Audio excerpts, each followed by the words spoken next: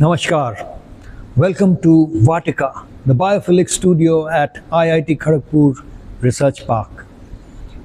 We are here today for a very interesting session on voices of innovation. As you know, on the different channels that we have or the different tracks that we have, we talk about innovation in one of the tracks, and where we come across and we meet very special people who have dedicated their lives specifically towards innovation, research, technology, the startup ecosystem as it is popularly called today. And amongst the many people that you would come across today, you're going to meet someone very special. I have with me here the privilege of introducing to you Suraj Junja. Thank you so much. Mr. Junja is the founder of Freeflow Ventures. Now, more details will come from him. I will not even pretend to make you feel that I know a lot about it, although I had the good fortune to meet his co-founder, Akib, a little while back, and I happened to drop in at their pod, so to say, or at their where all their work going on with a lot of young people, the whole startup ecosystem that they have set up in Kolkata here. And I was pleasantly surprised and very, very encouraged to see what was going on. And I'm happy to have Suraj here with us today. Thank you so much. And so why don't we just get back to that stage from which brought you here. Okay. Of course, we will talk about Freeflow and we will know more about exactly how you go about your incubation model, etc. Okay. But just on a personal level, where did you kind of grow up and how did you get to where you were? Sure. So essentially, I've grown up in Calcutta itself. We've been here since my grandfather's time. Though I've lived in Bangalore for a brief period, about 10 years of my life when I was very young. But then after that, I've stayed in Calcutta, born and brought up here. Went out for my MBA to Delhi. And so, Juneja would make you Punjabi originally? Punjabi, yes. Okay. So we are from Punjab, but settled here. Settled here. Yeah. So And- grandfather's settled here. Yes. So since then, we've been here itself. And then for my MBA, I went to Delhi. And that's where the whole journey actually started. So I was always, a very curious guy, a very curious individual. Even as a child, I was very curious. Others would go to maybe places like playgrounds and to play games and all that. I would enter a new market or something. Okay. To see what's new, what's come, what are the small calculators that have come, the new pens. So I've always been into ideation and into curiosity of new things rather. And I knew it in my heart that, when I grow up, I'm going to be an entrepreneur no matter what. And so be it. And, MBA happened. And what was going on in the family? That was a business family? Family business, yes, yes. So we've been always into manufacturing. My grandfather and my father were engineers. And we used to supply antennas to the defense, essentially. Antennas to the defense, yes. Okay. So these are specialized antennas which the Jawans really carry behind them. But I wasn't interested so much in engineering. To be an engineer myself, I was more about the ideation of what to do with the products that come out of engineering. Okay. The applications side of it. So let's say the right brain instead of the left brain. So and I was very clear of that from a very young age. MBA happened and, there were a lot of companies that would come on campus and, for summer internships. So instead of doing a summer internship, I did a life project. Okay. Because I knew that, that'll make me learn more. And before the final placements happened, I, had already a business in mind which I started at that time itself. And the life project was about? It was about an electric car which was launched at that time and how I could help them, start promoting it. I'm talking, maybe about 20 years back. It was just a far dream at that time. Of course, I mean, today electric cars and all that is everywhere, but 20 years back. Yeah, so I found that challenging, and instead of going up with the, one of the big companies as a summer internship, I did that, and that taught me a lot. And I kept doing such life projects in college because that's what would interest me. And by the end of it, before I passed out, I started a business while I was in college. College. Okay. Yeah. So I didn't want to go for a placement, from college. I didn't want to go to a, one of the regular companies that come on campus. And there was a company that chose me, in fact, one of the best companies on campus that came. But within 3 months, I was sure I was not cut out for it, and I was fair to them as well, and I left. But that's when my business journey also started. Yeah, well, that's an important point. A lot of people feel that it's probably better not to burn the bridges and continue with your job. You will get a steady income and on the moonlight and work on your business and all that. It's very interesting that you not only what you did but what you stated just now is to be fair to them. That's a very, very important one. To be fair to them, which is your mind is on something else, and why just play around with I think it's also a lot to do with timing, which is why now I have a special focus on students in college, in universities such as the IIT and all that, because before you get into the whole rat race of the world, of the family, the EMIs and stuff like that, you can still do a lot. Absolutely. You can still take the plunge, you can be true to yourself and others. But once you get into the whole rigmarole of life, and you have children and family, and you have to support them with, you can't take such decisions very easily. Compulsions. So then your EMI is going to get cut, and if your salary doesn't come, you can't have that liberty to say, I'll do what I love to do or something like that, unfortunately. Or like you said, love to do what I want to do full time. Absolutely. And that's when you make those choices that, okay, ye bhi karte hain, wo. Yes. So that's pretty much how it started. And once I started the first one, then as my nature is, I keep liking, the joy of creation gives me the maximum joy than the return from it. So whatever I thought was of great potential, whatever thought was great ideas that I wanted to bring to life, I kept doing them one after the other. So it kind of makes me a serial entrepreneur. That's what they call it technically. Some people would call it foolish, but that was me. I'm wired that way. So I accepted it very soon in life, though a lot of people said, why don't you just focus on one thing? But there are all types of people in this world. So I was the types who would want to do many things, and with many people also. So that brought me to a point where I said, and there was an opportunity that came where we could start our own startup ecosystem. You mentioned my co-founder also, so we had met. But before I get on to that, and the very natural question would have been that what was that first business venture? I will come to that, but before that, a little bit more about how you were growing up and who was there in the family. And So mostly it was my mom and dad and my elder sister. We were there. My grandfather was there, but I was very, very young when he passed away. And when we came back to Calcutta from Bangalore, that's when we came back, when he kind of passed away. And so my father was always into this business. I would go visit sometimes, even as a child and everything. And school was happening here in Kolkata? School was happening in Kolkata. First it was in Bangalore, the first 10 years, and then here. And school and college both.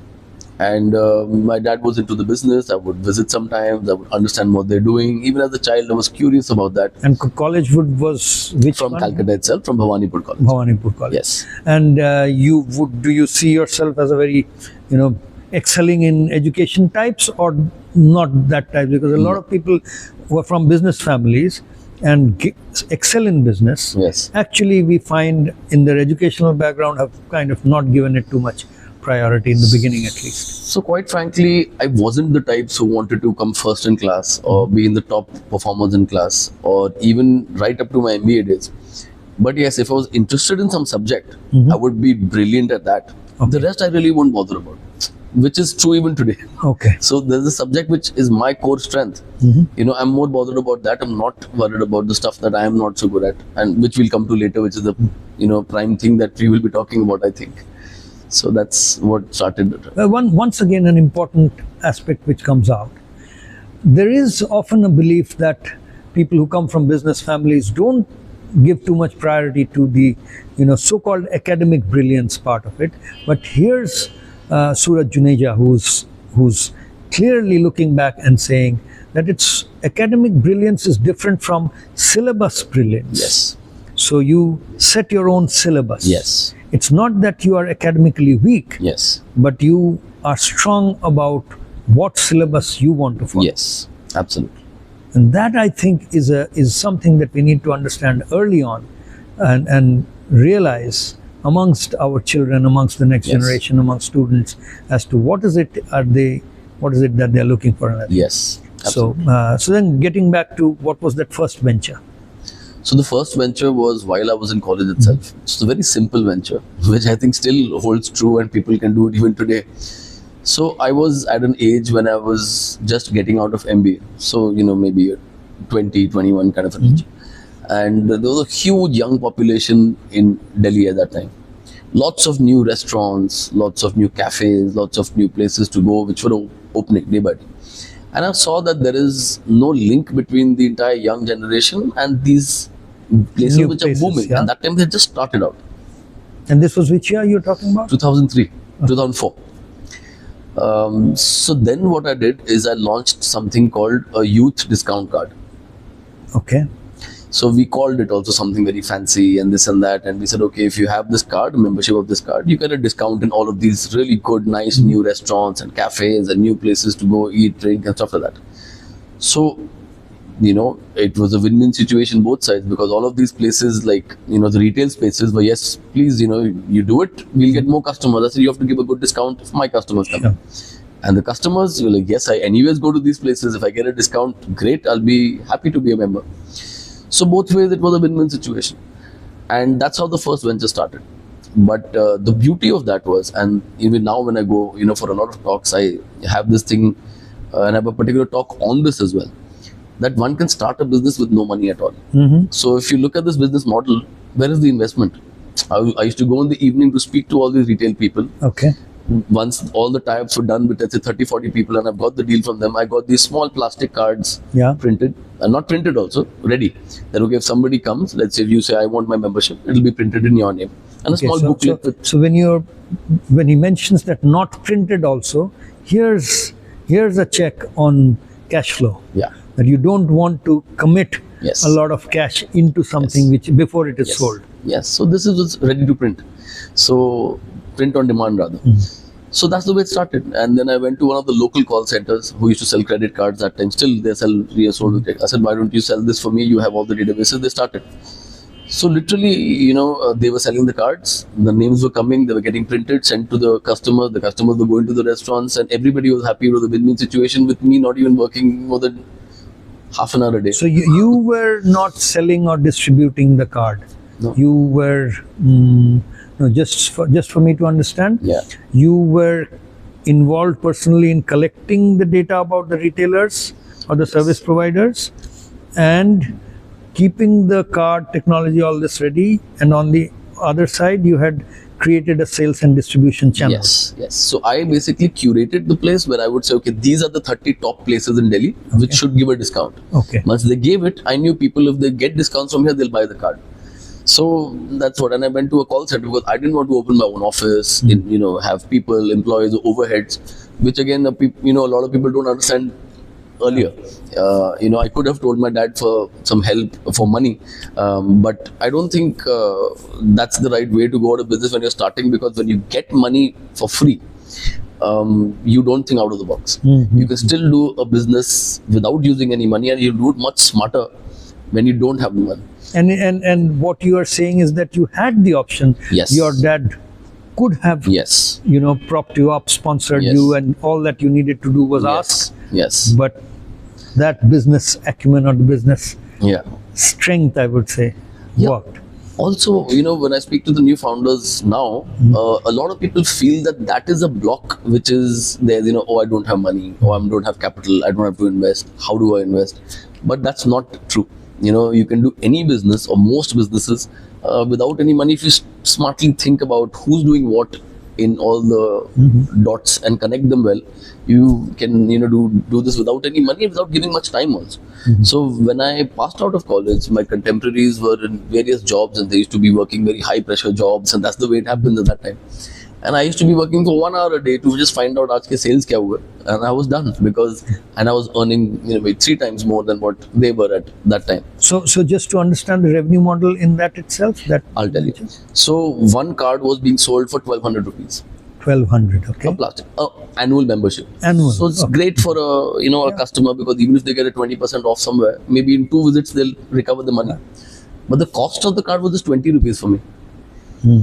So I'm actually selling a product which is 20 rupees for 1200 rupees because of the value that I've added in it, these discounts. Sure. But that value didn't cost me anything. I had to just go there, speak to them, and I delivered that value.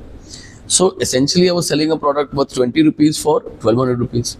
Now, every day I would The say, selling cost you were paying, you were outsourcing. yeah.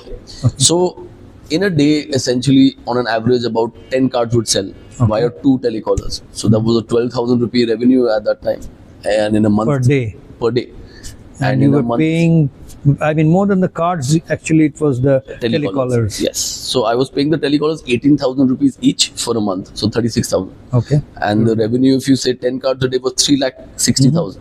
So there, a bit 36,000, maybe some more expenses of courier. The cards was a maximum of 60,000. So the entire rest thing was a profit because the revenue model was so strong. So that's what, and without any investment. And I knew of so many people who've taken a franchise of this business and that business. They would not be able to take out a profit of this amount by investing such large amounts. Sure. That then got me thinking that, there's so many possibilities that not only I can do, that others can also do, which I can help them, and enable them to do that. And So what did you do with that? Did you kind of expand that or hand Yes, it over? I expanded it quite a bit. Took it all through Delhi, then moved it to Calcutta also. Then came a point when we got into some other businesses of media, etc. And this had reached its threshold level. And there was a point where I had a personal issue where, I had lost my dad. So I had to make a lot of quick changes. Okay. And that's the time then this business was left right there. It was way before its, let's say, before time, I would say, because at that time, if I had access to technology like this, it could suddenly have become the next big loyalty program, as to say, and scaled all over the country without physically being there. Yeah. So that's why. Would you say that you're logging out of that business? Because this is an important thing. One often comes these times when people have to take the decision to log out of something that they have, invested their passion into. Would you say that logging out was easy because getting in was easy? I think logging out was an easy decision because I started seeing other Me Too companies coming in. Now, what happens when I talked to you about, and I told you about the entire profits we were generating, which were actually very high profits, a very high premium you're getting. You generally get that when you're the only player or you're the first player. So I reaped that entire time. And when I knew that, there was competition, Me Too and all that coming, I said, look, it's perfect time to exit and focus on other newer businesses. And then again, start something which is innovative so that the first few years of the, the main profit or the premium can again be derived. So that's another important point, entry barrier. I think that's what you're talking about. If you have chosen to do something which is a great idea, which is paying a lot, but there is no entry barrier, you can be sure that there will be a lot of people who will be jumping in, plunging into that. And then So sometimes it's not only about exiting a business, it's also about pivoting. So the same thing, you pivot into something else and don't burn money when you know that competition is coming in and it's useless. But some people, out of so many reasons, they keep sticking on till the time they have to give it up. But I think timing is very important. So what did you pivot into, let's say, from there? So again, that time we had something very innovative. That time I was the first one to launch this in India. It sounds very weird now by listening to it, but mobile phones had just come in that. Okay. So we used to use those, if you remember, Motorola, Siemens, Nokia, those kind of phones at that time. So what I realized is... Samsung and iPhone were not really the smartphones hadn't come in. We used to use those smaller phones. And what I realized is that, people lose charge very easily. So that time, now you see these mobile charging stations everywhere. So that's the time I launched it. Charging station? Yes, and I put it in malls, hospitals, various places. Oh, yeah. And I did not sell it to them. I put it in the right places because people would happily let me put it. And this is in Kolkata? Kolkata and Delhi also. Okay. So people would happily let me put it, but I would sell the advertising space on it. So that was the premium part which I'm talking about. So again, similar thing, when Nokia heard of it, they're like, wow, I want my name on it. And if you have 10 chargers, 4 should be mine. So great, this is the amount you need to pay per month to put your logo on it. And the amount they would pay me per month would be more than the cost of the machine. Okay. So again, that was the business model which was like that. So here I would assume still that the entry barrier or the threshold was higher because you had to convince Nokia, and once you had them, then for others to come in would Yes. be not always as easy. The entry barrier would only be valid for me till the time the locations were blocked by me. So let's say the best malls, the best hospitals and all that, my machines are there, then nobody's going to come in and again put it. So that, but to manufacture these, there was no such, and it was only a matter of time when people would figure out how to do it. That's for this place. But yeah, for me, the location was important, so that's why I focused more to block the right locations. Okay. So did that ever happen, or when did you move on to those other things which have a little more investment in, absolutely not the idea only, but in the execution, whether it's technology or whether it's... So, for example, this one business also, for a couple of years, it was great. When I started seeing a lot of people manufacturing the same thing at lower costs, I moved out of it. I didn't want to get into it. But because we started making this, we got into manufacturing of signages, which nowadays you see all the Samsung, Nokias and Apples of the world. You see those bright letters with LED lights and outside malls and clubs and all that. We manufacture all of that. So this is what took me towards that, and that business is on even now. Okay. So to answer your question, this was when it started pivoting. So, and that is a more, intensive manufacturing oriented, operations oriented business. Yes. Where and you had made enough money in your the first two ventures to kind of get into this operations, and then let's now kind of shift into more the incubation and what you do now. I'm sure there is a lot that has happened between those first three onto this, but so a lot of businesses happened till then. Finally, when I got an opportunity to start or begin a startup ecosystem, I was like, this makes complete sense for someone like me, who's always into ideation, who always wants to do something new. I said, I'll be working with new founders every day. I'll be working with new people every day, new ideas, new technologies to implement. That got me going. But actually, what started this whole thought was one hackathon at IIT Kharagpur. Okay. It's so strange. Here we are that we're talking about that.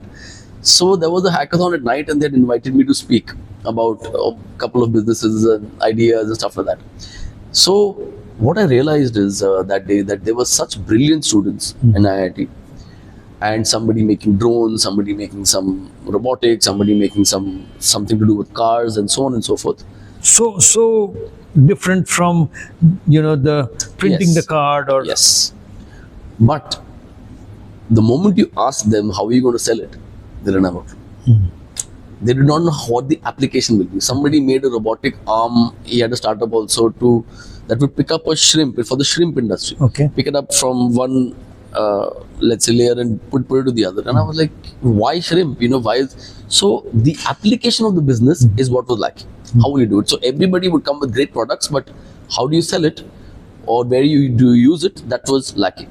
Was it that the product idea itself was triggered or brought to them through their interactions with professors, or more theoretical rather than practical? Would you attribute this to that? Yes, and I'll put it in a different way also now. So the same thing is opposite when you go to an MBA college. So when I go to an MBA college and talk, they'll give me pitches and ideas and all that. They have the logo, the brand, the advertising, everything ready. I say, where's the product? And they don't know. So that was one thing clear in my mind, that there is a bridge that's required. The tech guys, the product guys need to focus on tech and need somebody else to do the sales, marketing, finance, stuff like that. The MBA guys who are the right brain need technology, products, all that. They need to focus on sales and marketing and stuff like that. Another thing that happened that time was, there was a very bright student, in fact, and he knew that I had some cousins in Bangalore who are into cars, electric cars. They were the manufacturers of Reva and all that. So he said, sir, I want some entry there because I really want to get into designing maybe Formula 1 cars and that. He had made some great projects. I said, for this sure. This was also during the same hackathon. Yeah. Because I remember. And which year was this? I think this must be, I don't remember the year roughly, but it must be 2017, 16, 17 or. Because there were the Kshitij, the tech festival that happens there. I remember a lot of people kind of approaching, and a lot of projects and work going around the area of vehicles. Yes. So that was the turning point for me when this guy, and he was really good.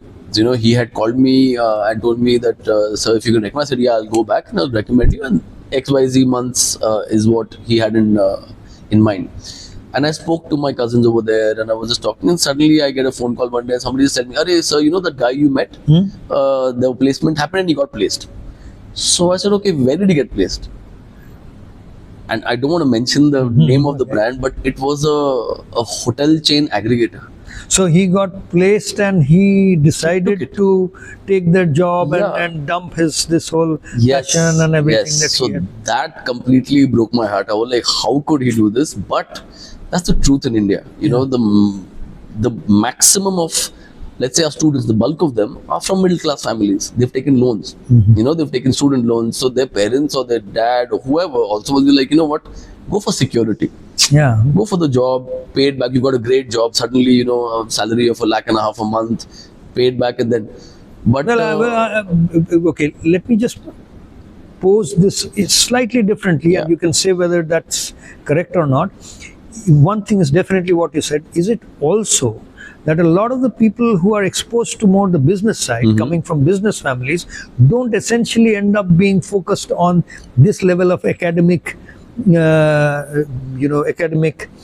perseverance to go into what is needed to do the engineering part or technical part? Is that the background issue? No, not. I know a lot of people from business families and who are now handling their family business, but who've done amazingly well academically because they were interested in the subject. That's there. What was wrong always, that even in the events that I went to, let's say for IITs or many such organizations, big colleges, institute, even the government, I've helped the government do their events too. But at the end of the event, what would happen na? Okay, first, second, third prize de diya. Arey beta, very good, very good beta. Ye lo 1 lakh ka check, 10,000 ka check, khatam. And my question was, then what?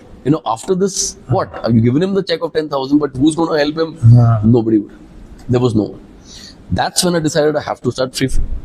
And what you said is exactly right. Unko bhi in institutes or engineering colleges, a professor is teaching them. A professor can teach them about business till only this extent. He's not done it himself. You can't expect him to. So you need someone from the outside to come. If you're making a great robotic arm, मैं आपको बताता हूँ किस चीज के लिए बनाऊँ.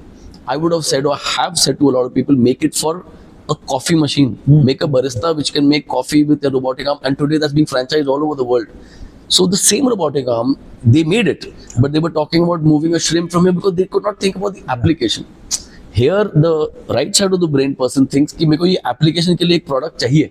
So he'll go and say, आप बना दो. So that's the bridge. Or the application might have been picked up from a book or for some case study, and not essentially from the market that they are in, which they have access to. Absolutely. And sometimes that's all that's required. They've made a great product. So I'll give you a very typical thing. If you go and you call 2 students to pitch their product, same product, let's say it's a drone. First, the engineering guy will come and he will only talk about the product. He will say it has such a great battery, itna charge, itna speed, this height, this range.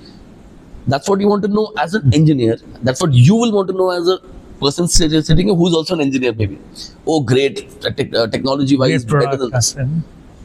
Cut to the MBA guy comes. He will say this drone is made specially to move Swiggy parcels from the warehouse to the customer, and we will solve the problem of riders going in half an hour and deliver it in 5 minutes. That's the difference. But you need both. Sure. Understand? If he only talks about product, how do I know how it's going to become a business? If he only talks about, okay, we'll deliver it, how do I know, okay, he'll have the product or not? You need the merger or the marriage of both these, right and left brain, then the magic happens. So you are referring to this side of the story as MBAs and this side of the story as engineers, let's say. But if there's a way by which people, not only from those who have been in business families, in the sense very well established business families, but let's say people who have been in business, running shops in New Market, or that need not essentially be industry, There's businessmen can be industrialists and smaller businesses. Yes. Even I'm not even talking about small and medium industry. Yes. But just very small businesses. For them, if there is a focus towards this, how can they contribute towards this aspect that you're talking about, which is the business aspects, the Yes. MBA aspect Yes. is what seems to be something that can be done into the whole ecosystem. Yes. Absolutely. So, are you asking that how the small business owners can be a part of this? Yeah, I'm really seeing. See, when we define this as what the MBA brings to the table, and let's say what the engineer brings to the table, but now those are also people who are, let's say, studying in good institutions and all that. But what about a guy who has not done engineering or MBA, but just for 40 years has been running a shop Right. or working in a shop? Right. He could also be an employee in a shop, Right. but an employee running a shop Yes. is a different deal Yes. than whose payments are based Yes. on commission and Yes. all of that. Yes. So I would broaden the horizon and not say MBA or engineer, but say left brain and right brain. Now, even if he's running a small business or an employee over there, he either is right brain focused, which are people who are more creative, ideation, sales, marketing, advertising, that side of it, or he's left brain, analytical, numbers, accounts, engineer, this kind of it. So they are also exactly the same. It's just how they've applied that. So even that guy, and you've seen so many success stories of small business owners suddenly thinking of a product and pivoting and suddenly making it a huge product or a huge business. There are people who have small coffee kiosks, which is a small business, but today now they have 300 kiosks. So it's already a business which is valued at more than 500 crores. You have Wow Momo from Calcutta, which was one small kiosk, a small business.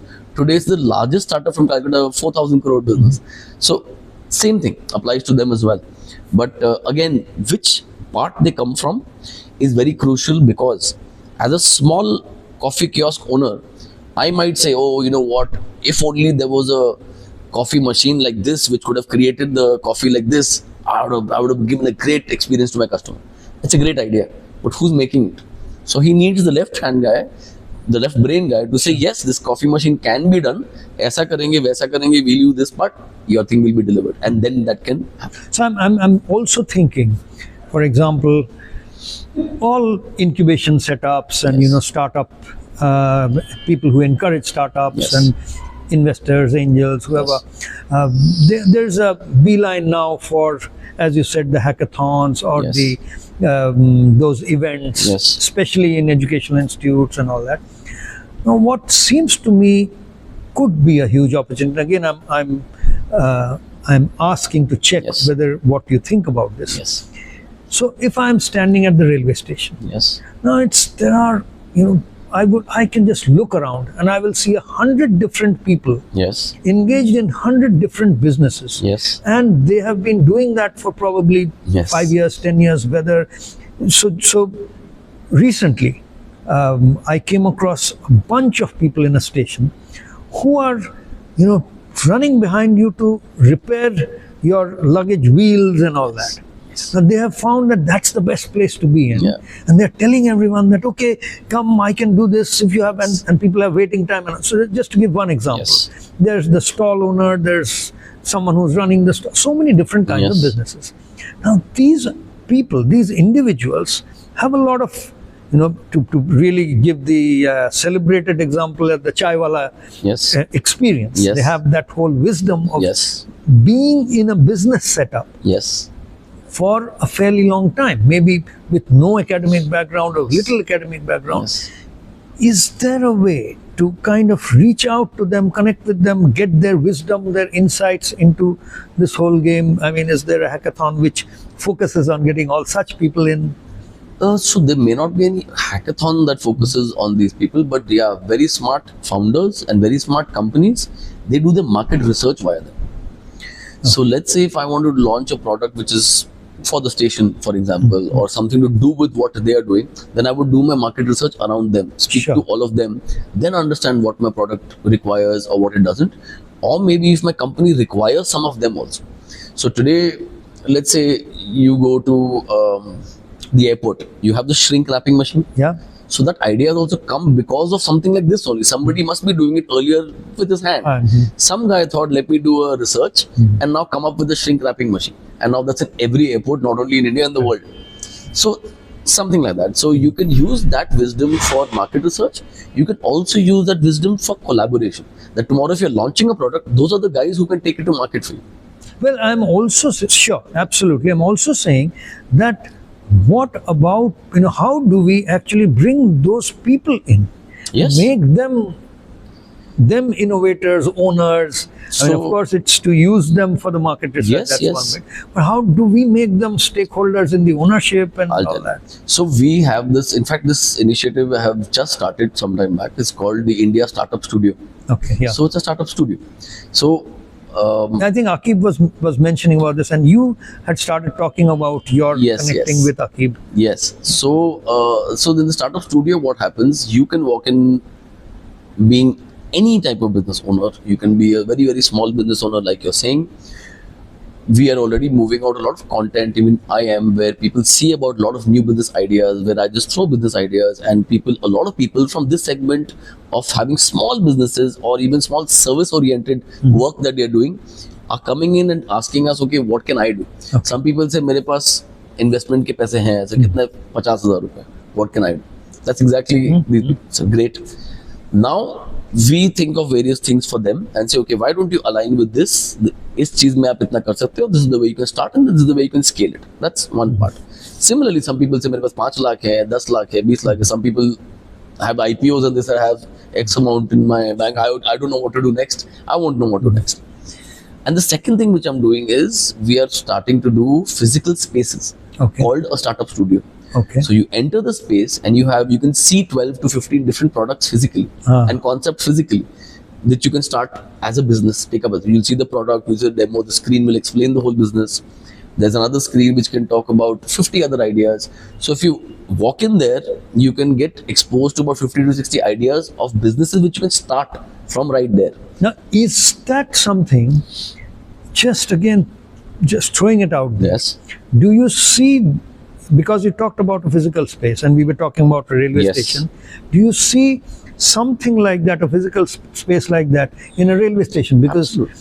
Wheelers, bookstores and all Absolutely. that is something that gave us so many ideas way back when we Absolutely. were growing up first, which Absolutely. was a little while before you were growing up. Maybe. Yes. But in a railway station with so many people Yes. who are just waiting there, or in an airport which has all kinds of bookstores and this store and that store, but Absolutely. This could easily be a smaller format maybe there where people are coming and they're looking at different kind of ideas, different kind of businesses they can start right now.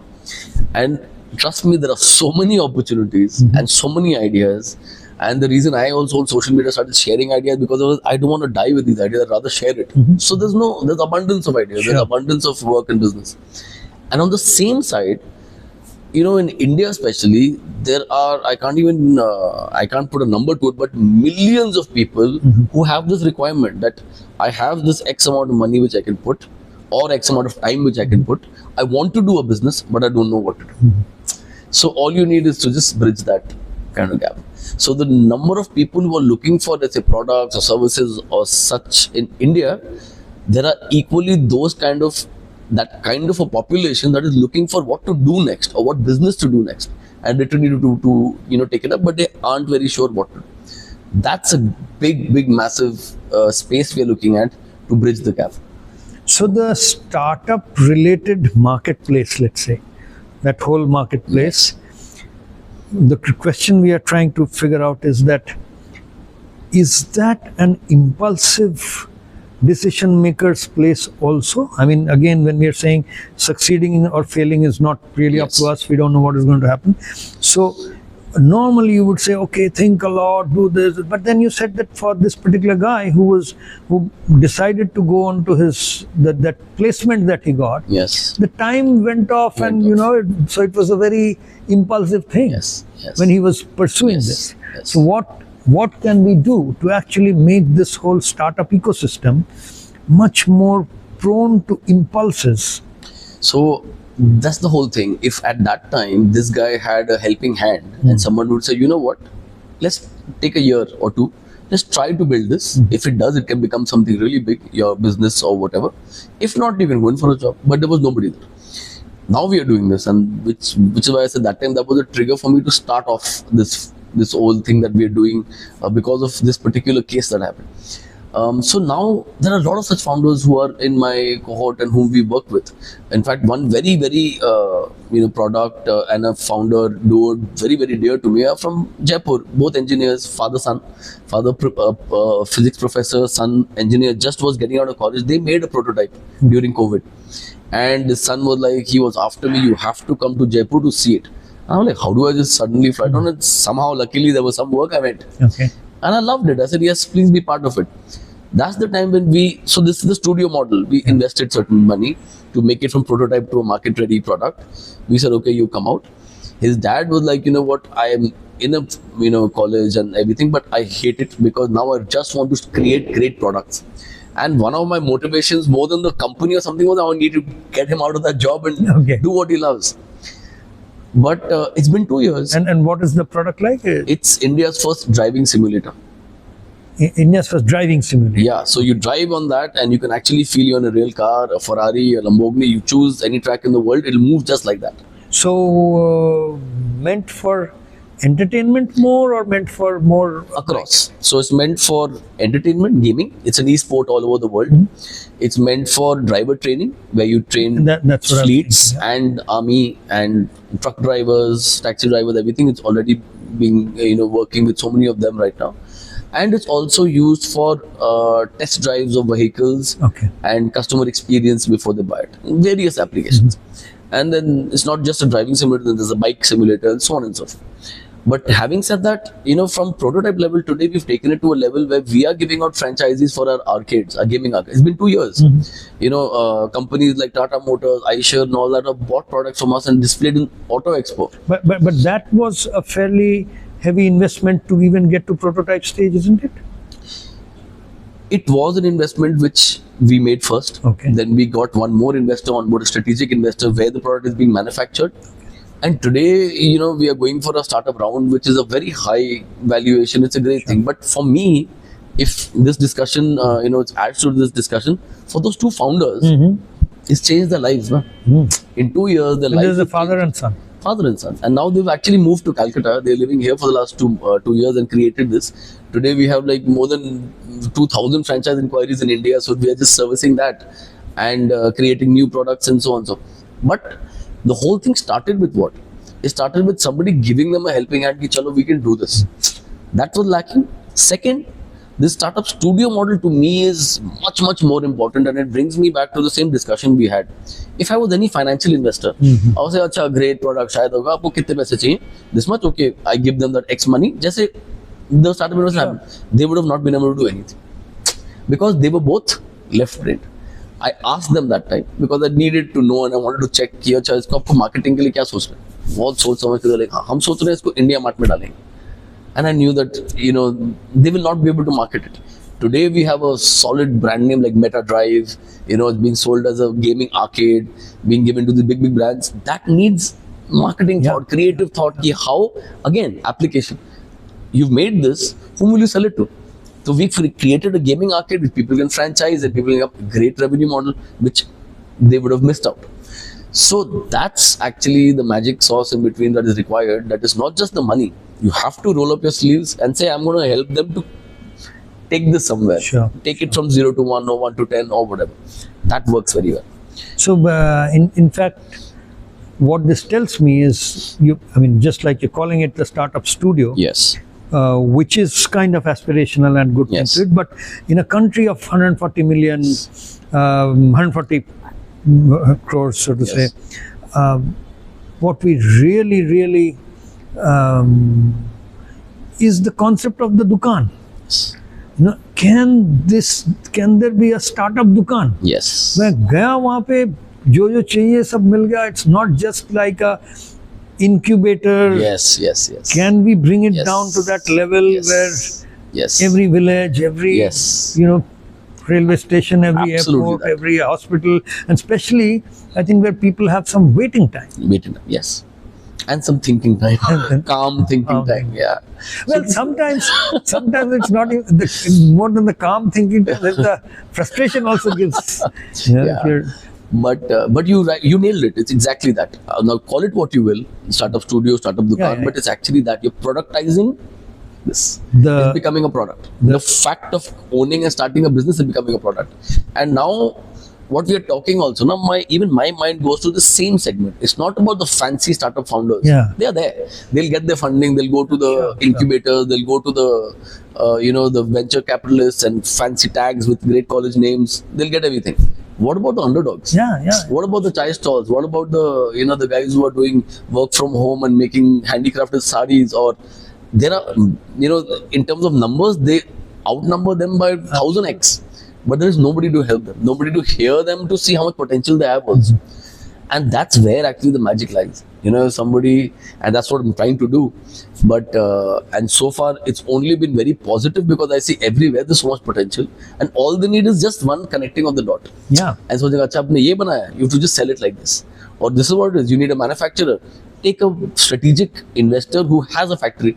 Why do you need your own factory? Because again, these small things is which hinder people to start off or grow or to begin or something. But if you think about it with a very zoomed out space, you'll say, I actually need nothing. It all exists already in the universe. I have to just connect with those guys. And then that's exactly what I'm understanding right from the beginning. The various examples that you're referring to is that what is it that, of course, this whole startup ecosystem we know has come from the West.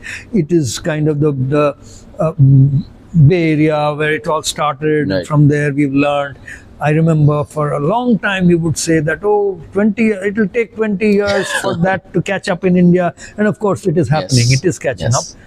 But if there is something about this whole startup ecosystem that India can give to the world, that would be taking the startup ecosystem and productizing the incubation model down absolutely to every grassroots level. Grassroots level. Because see, ultimately, you need 4 or 5 things, right? Now, I need, let's say, in a venture, you need capital, you need people, you need market, operations, so on and so forth. So all 5 are, let's say, there more or less, give or take, in every business there'll be 5 or 6 or 4. So, but if you are there, for you something else is ticked by your skill strength. For me, something else is ticked. So I need 4 different things. You need 4 different things. So if those things can be mapped, which can easily okay, this is what is already done, ticked by yourself, your co-founder, this also ticked, this you already have. You need just 2 more things, and then you just come and it aligns and you get set. So it can be productized very easily. That's one of the efforts that I'm trying to make, was how to productize it as fast and as easily and as reliable as we can make it. But definitely it's doable. So how would we, let's say, clearly differentiate between a startup and a self-employed, let's say? Because in any case, the percentage of people who have an appointment letter, whether it's from the government or a private sector in this country, out of the entire workforce, would not be more than 6, 7, 8, 10%. Right. So it's entire 90%, which is left to what we call fending for themselves, for their livelihood. So it's livelihood or self-employment. How do we move that onto what we would call startup? How can I be not a self-employed person or earning my own livelihood? Instead, now I can say that no, I am doing a startup. We're not talking about those who are being incubated in IIT Kharagpur Research Park or in your studio, but even at a more grassroots level. What can you visualize there? So this is exactly why something like this is being created, a physical space, where people can just come in. No matter what their background, no matter what their business is or how small the business is, there will be something starting at, like I told you, even the lowest level where people can. There might be some businesses which people can do where they don't even require an investment. There are a lot of service businesses that people can do. So a physical space is required for sure right now, because a lot of people may not be adept with technology to understand at this level till they see, look, feel that what the business is. So that's one thing that can be done. Second, of course, there need to be a lot of events for exactly this purpose. So we're opening the first one in Pune. But along with that, we're also doing a huge event, because the people that I'm working with on this, they have a huge network of grassroots people in Mumbai, in Pune. So that event, the launch event, ki a startup studio is opening in your city, will be attended by about 1,000 people approximately. Where again, all these businesses are going to be showcased.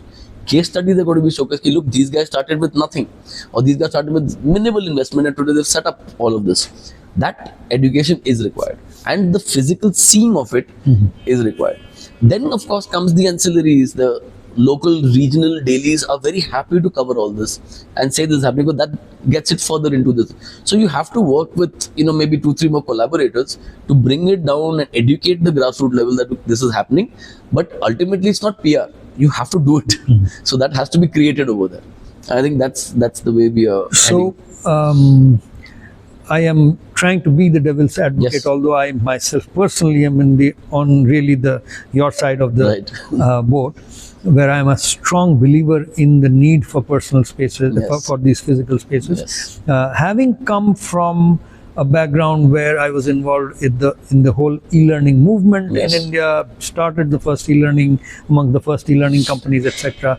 But I've always believed that, and which is why this Vatika, Yes. this itself is a physical space. Yes. Now, however, in order to be the devil's advocate, why would someone who's looking for facilitation, let's say, whether it's to do with idea or facilitation of the idea and all that, why would that person need the physical space when today they can go on their phone and do a search and find out and find you or find incubators wherever they are and reach out to them and do all that, and Right. does the physical space really sustain itself? How does it sustain itself, Right. etc.? So there are two parts to this answer, I would say. One, this whole thing came to me because I started sharing content online. Right now on Instagram, I have my own official page where I share a lot of ideas, and that's how so many thousands of people reached out to me. Yeah. I want to do this, I want to do that, and that's how more and more things kept evolving. Number two, I started sharing ideas which I thought were very good. Some people said, I want to make it. We said, fine, let's start making prototypes. We started making the prototypes, and the products are building. But again, once you say that this is Instagram and all that, that means it has already solved that problem. People are reaching out. Yes. You don't need the dukaan. Yes. You don't need the studio. You don't need the physical space. How does that? I'll tell you. So all that is good to understand and know what to do. All that is good to know that, okay, what is trending, what ideas are good and stuff like that. But if you physically want to start a business, there is a touch and feel and the trust factor which you need. Beautiful. Right? Number one. Number two, for example, I'll give you. Just to stop you there. Thus spake one such person who's been helping people scale, and where the mantra of scale seems to be go away from physical to digital, go away from physical doesn't scale. And here is someone who's been there in the thick of it, scaling businesses, who's telling you that there is some value of this. Yes. Yes, because touch and feel and even the trust factor in you're starting a business which somebody's telling you, if you don't even see the product, that it fails the purpose. And some products, and they are such amazing products also now because of technology and all that, they need to be seen to understand the magic of the product. I'm just giving you one example. Just 4 days ago, I was in Mumbai and we are making this prototype of this helmet cleaning vending machine. Okay. So you put your helmet inside, in 6 minutes, it completely gets cleaned, disinfected, smells really great, and it comes out. Beautiful. It's a great product because in India we have the highest number of riders in the world, and from the inside the helmet is so dirty, ruins your skin, your scalp, hair fall. But everybody is so lazy they don't even know how to clean it from inside. This does it in 6 minutes. So, and in my mind, I know the business model is great. There's an advertising screen. You already also can do the math and they'll do really well. But if somebody wants to start this business, if they don't see this and they don't put their helmet and see it coming out and looking like wow, it won't really create that magic. That's required for this in a physical space and a physical experience. Then they will be like, convinced in like a minute, and they'll say, I want to do this, instead of going back and forth and maybe still thinking for as long as they need to or can. So this makes all the difference, I feel, in this space. And just to kind of draw a parallel from a more political kind of experiment, So we are sitting in a state. This is in West Bengal, IIT Kharagpur Research Park, as you understand. We are sitting in a state where once upon a time, for 35 to 40 years, it was the same government which ruled.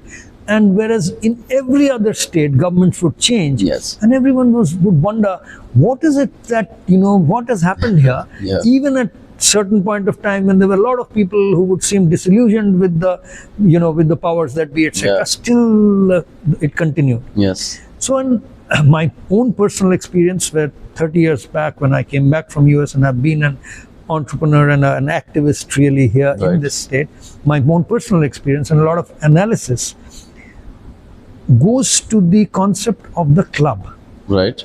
which really functions also in many times as a party office. So to say. Yes. But if you see, and that continued when even the government changed from, Yes. let's say, the previous dispensation to what it is now, for almost for 50 years now, one of the bastion of this Yes. long-staying political system is attributed to the club culture. Yes. Now again, I'm not making any judgments about whether it was good or bad, Yeah. or whether they serve the right purpose or Yeah. not, etc. I'm not getting into that. But just as a strategy or a mechanism Yes. to reach out and relate to people, etc. This club. Now, why can't we have in the same way Yes. each of those clubs, Yes. which is currently functioning as the party office Yes, or absolutely. the local club, each of those really becoming the startup studio. Startup club, yeah, absolutely. That so like you have in your institutes, you have what do you call them? The entrepreneurial development committees. They can easily have that. Absolutely, great idea, and that percolates, very easily into various areas where where you have clubs and people come for adda, and this could be the great topics that they can discuss. Absolutely, different sir. ideas. Yeah. I hope the political parties are watching this. If you Yeah. want to keep power, Yeah, absolutely, because they're enabling, the people with something very powerful. Oh yeah, So, I think and it is. people are buying lottery tickets right, left, and center. Yes, yes. And you cannot provide employment to all the workforce. Absolutely. Because currently your employment levels are in anyway 8%, 10%, Yes. so 90%. So what can you provide to them? Yes, absolutely. So to make startup like what yoga and pranayam has been, Yes, so I think what we are Yes. waiting for is some evangelism on that Yes. scale, yes, where in the last 20 years we've seen, because of a few evangelical gurus, yeah, again, not going into making judgments about, but the fact is that today everywhere you see yoga and pranayam, absolutely. people know about it, they Yes. talk about it, and they are doing this anulom Oh yeah, vilom breath all work that. and everything. Yes, So that has happened because of this evangelism, and Yes. taking it down there absolutely to each village, each taluk, and all that. absolutely. Do you see any of things happening? I mean, we see a lot of the college level, institute level, and all these kind. But do you see things like this, what we are talking about, happen? Oh, 100%. There are a lot of people from very small towns also who reach out to me on a daily basis, and even I am shocked that in such small towns people are still wanting to do this. A good thing which has happened is also shows like Shark Tank. Because of them, startup and entrepreneurship has become a household talk. Over dinner now you're telling your mom, "Arey, aap bahut acha biryani banate hain. Why don't you put it on Swiggy or start a brand?" It's become like that. It's become a household conversation which it never used to earlier. Now people are seeing the success stories and all that. Another very good thing which is happening in India is that earlier entrepreneurship used to be looked down upon by a lot of families, especially middle class families. That no, this is not entrepreneur. मतलब कुछ नहीं कर रहा है. Business है मतलब कुछ नहीं कर रहा है. Such thing. Now they are treated literally like stars, because now you're seeing the top entrepreneurs in the country. They have more of a fan following than the Bollywood stars. And even the other entrepreneurs are looked with much respect because what they're doing, how much they can gain, the employment they generate, the funds they generate and stuff like that. So now it's become a respectable career option, which it wasn't earlier. That's also given a big impetus. So now even families don't have that pressure. Ki, okay, first it was a no. Now they encourage it. Yes, if you can, great. Why not become an entrepreneur? We've seen what upsides can happen with that. That's another big thing which has changed in India. So, जैसे there is a graduation करना ही है. हाँ. Graduate हो. हाँ. Can we replace that graduation Yes. with startup? Yes. It doesn't matter whether you have Yes. succeeded or failed. Absolutely, you learn so much more. Yeah. In fact, here at the IIT Kharagpur Research Park and in other, we have the incubation center that is Yes. there, a new one that's been set up. What I feel and find all the time is that when I meet with people who are probably aspiring to go to do their higher studies in a Right. Ivy League, Right. Harvard or Right. whatever, and I keep thinking that what will they get there? Yes. And essentially three things. One is the brand. Yes. Whether it's a Harvard or an IIT or IIM or whatever Yes. it is. One is the brand itself. Then the other is what we might call Guru Sannidh, Yes. which is connecting with mentors or Yes. connecting with teachers Yes. as part of your master's program or a PhD program. That is what you will Yes. do. And the third would be the ecosystem, your peer group, Yes. that network that you connect. Yes. Now, and I see the incubation hub that is here. When I had dropped into Yeah. your center, beautiful Yes. one. I mean, the bubbling energy Yeah. of the place Yes. was so infectious, and with all the different logos and Yes. all that of the different Yeah. ventures. Not all of them will succeed, but the learning experience. Yes. How is it any less than 2 years or 3 years that you would spend in earning a certificate Yes. by completing a master's program Yes. or a PhD, Yes. vis-a-vis going through 2-3 years of a startup experience? Absolutely. It's unparalleled. So whether you fail or succeed, like you rightly said, the learning is unparalleled. And I have seen myself, it's not only 3 years or 2 years. There are certain founders who've come, and again, they are not the fancy startup founders, they are the underdogs. Like, okay, I want to start something. They've not been able to even speak and communicate their idea very well, or stuff like that. They picked up an idea, they've started the business, and in 4 or 5 months, you see the person has changed. The way they talk, the confidence, the way they know their bits is something which any program could teach them in the world.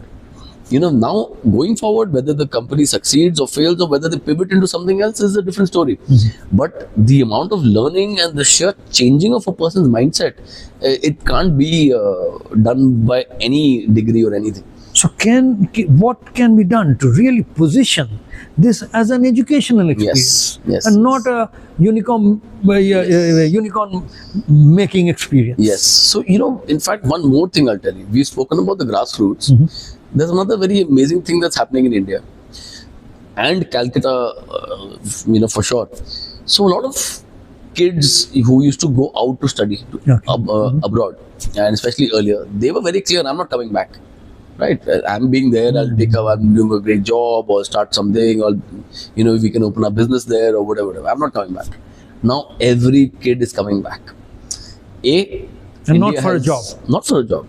So, India has all the money. Investments coming in India. They know the market is great here. They know that it's globalization. Today, on a phone, I'm sitting in any town also, I can work all over the world. Yeah. So why not build from my hometown? So all these kids are coming back. A lot of them, and they all have access to network, a lot of wealth, a lot of capital. Most of them are not interested in the tax business. They want to do something new. Right? Similarly, so whatever we were talking about, it's not just the guy with the small shop that he wants to do. Even these guys having everything, they also need this service or whatever very well.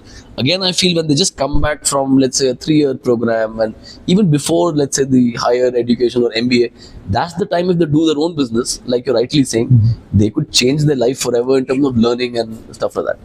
And if this ecosystem can be met together, then it makes it even more powerful, because those guys have the money, they have the capital, they have the network, they start this. These guys have the time to give. They may not be having the capital, and that's the kind of team you want to build among co-founders or skill sets or whatever.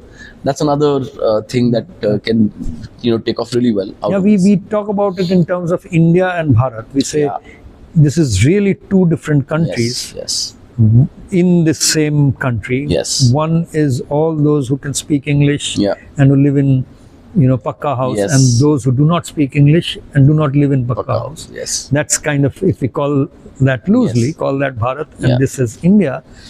This bridge, Yeah. and both need the startup ecosystem. Absolutely. In a probably in a different aspirational. The aspirations of these guys are not Yes. exactly the same as the aspiration Yes. of those coming back Yes, that you yes. just mentioned. But there is a There definitely is. there's a big, just to get back to one other thing that you all do a lot, which is I mean, from our research team sent me this, and I think Akib had mentioned this about the zero equity or Yes. intervention. What is that? So zero equity intervention is that when a startup comes to us and they need X amount of help, first we scan them with what help they require. Okay. Maybe somebody's lagging in technology, somebody's lagging in marketing, somebody's lagging in finance, and so on and so forth. So like most people, they first just want equity. Sometimes just for a little bit of gyan, people take equity, and we don't know why. That's not the right thing. So we instead help them with those particular spaces where they're weak on a service A service fee model, basis. service fee model. It could be that. It could also be a tech capital which we are putting. Like, okay, you need to raise money for tech, or that's where your weak point is. We'll create it for you. You can pay a small amount now, like a 15% now, and the rest, when you raise money and you grow, you can pay it that. Okay. So that they don't have to let go of valuable equity being exploited by, for the right word, being At an exploited early by- stage, yeah. at a very early stage. I think to save them from that, this model works extremely well, and it benefits a lot of startups too. It makes them faster, more agile. Sometimes fundraising itself takes a year or two or something like that. So what do you do till then? So here we help them, okay, let's go on with it, start it. In case it needs some expense, we'll build it, and you can square it off later when you get that capital and stuff like that. So various different models, but not related to equity only, unless we are physically investing ourselves. But a lot of incubators in the country, we see, just to give some tips to the startups, or just here and there, a little bit of network, they ask for equity, or they'll just give them the co-working space for some time, Yeah. and they ask for equity, which is not right. It's not the right method. So you're saying that here you're also working with a debt-based model where Yes. you're providing the services. Because normally you would think that at that stage they would rather part with some equity rather than part with cash, which Yes. is not there with Yes. them. So what you're saying is you're working on a debt model where Yes. Yes. See, and of course, the risk is ours. Obviously, we have to see the model very well, because tomorrow, if we fail, then the sum of zero is zero only. Yeah. But no, I think if it's the right model, and if the founders are diligent, and we know that the startup is vetted, it definitely works out. Okay, so that's episode 1. I see a lot of potential here, and Suraj just comes in with, as you could have understood, with his passion and energy. And all of you who are watching this, no matter where in the whole startup food chain or the ecosystem of the startup, whole startup ecosystem, no matter where you find yourself, I'm sure you would have found some very important nuances in this discussion with Suraj, and I'm sure you would follow up and connect it with and remain connected. Needless to say that he's not dependent on this particular podcast, as people are already reaching out through Instagram and through all the other social media channels. Make sure that, and as I said, I've personally been to their studio and their space that they have created along with his co-founder. A little bit about your, before we sign off, about the whole founding story, how you all came together. And because often when people work together, Yeah. there are these, in the partnering itself, Yeah. there are issues and all that. Yes. A little bit about that before we sign off. So it's almost exactly, a summation of what we've been talking about. So we met when I had this idea about a product which I wanted to create with Bluetooth, with basically the Bluetooth technology at that time, with Bluetooth beacons actually. Okay. I had this idea and I loved the idea, but I couldn't find anybody to make that for me. And this was around when? This was around just before, maybe a year or year and a half before we formed Freeflow. Okay. So you can say around 2017, 2018, 19.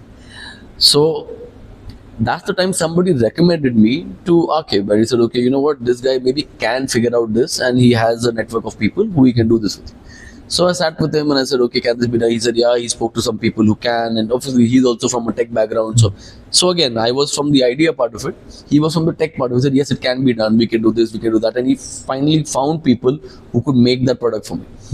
And that's exactly what we do right now. That's what exactly I keep telling, that you need both sides of the brain of two founders who are from complementary backgrounds. And that's what happened. So that's what got it going.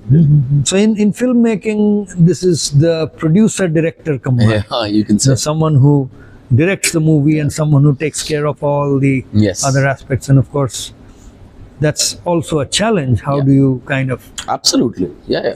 come together? Yes, yes.